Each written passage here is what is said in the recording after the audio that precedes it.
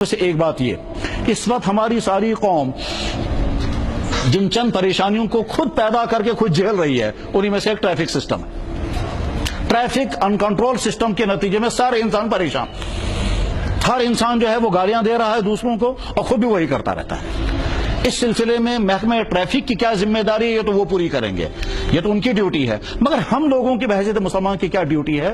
پہلی بات یہ، ہم نے سمجھا ہی نہیں یہ کہ ٹریفک کے متعلق ہمارا اسلام کوئی قانون بیان کرتا ہے۔ اللہ کے نبی علیہ الصلوۃ والسلام نے فرمایا ہر جگہ نماز پڑھنا درست سوائے چند جگہوں کے، سڑک میں نماز مت پڑھنا۔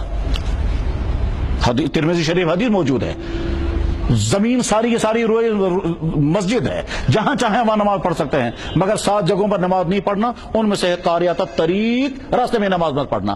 جو نبی راستے میں نماز پڑھنے کی اجازت نہ دے، وہ نبی راستے میں ریڑھی لگانے کی، راستے میں گاڑیاں کھڑی کرنے کی، راستے میں بیٹھنے کی، راستے میں جلسہ کرنے کی، راستوں میں فنکشن منانے کی کیسے اجازت دے سکتا ہے؟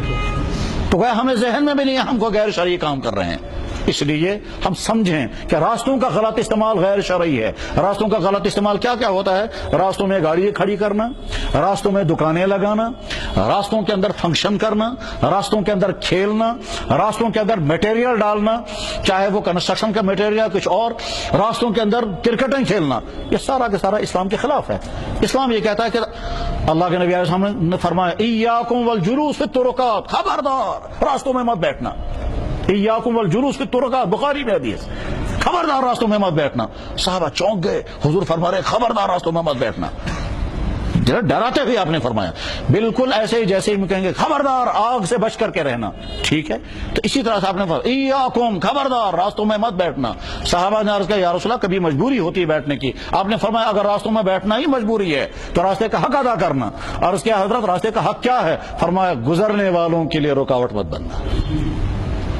ہم گاڑی کھڑی کر کے دکان میں بیٹھیں گے، وہاں شاپنگ کرتے ہیں، لوگ آ کر ہارن بجاتے رہتے ہیں، وہ اندر بیچارہ شاپنگ کرتا رہتا ہے، وہ سمجھتا ہے نہیں میں دوسروں کے لیے تکلیف کا ذریعہ ہوں۔ ذہنوں سے ہی نکل گیا یہ کوئی غیر شرعی کام ہے۔ ہم نے سمجھا شریعت شرعی ہماری صرف مسجد کے اندر صرف عبادت کی حد تک ہے، ایسا نہیں ہے۔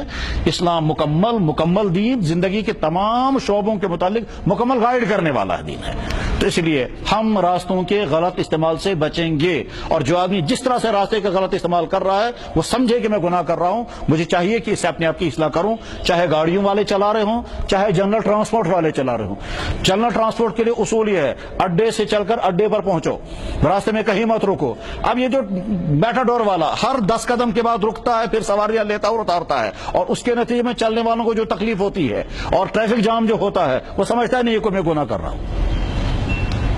اسی طرح سے ریڈی والے جو ہیں وہ سڑکوں پر ریڈی لگائیں گے، ٹھیک ہے جناب اس بے روزگار ہے، اس کو گسو، یہ اپنی جگہ صحیح ہے، آپ بے روزگار ہیں، آپ کے پاس دکان نہیں ہے، آپ مجبور ہیں ریڈیاں لگانے کے لیے، مگر اس کے معنی یہ نہیں کہ آپ ریڈی وہاں لگائیں جہاں لوگوں کو چلنے میں دقت ہو۔ کتابوں میں تو یہاں تک لکھا ہے جو گاڑیوں کے لیے راستے ہیں ان میں پیدل مت چلنا، اور جو پیدل چلنے کے لیے راستے ہیں ان میں گاڑیاں مت چلانا، اور جو بیٹھنے کی جگہ ہیں وہاں گاڑیاں کھڑی مت کرنا۔ کتابیں یہاں تک لکھا ہوا۔ بہرحال اپنے ٹریفک سسٹم کو درست کرنے کے لیے جو عوامی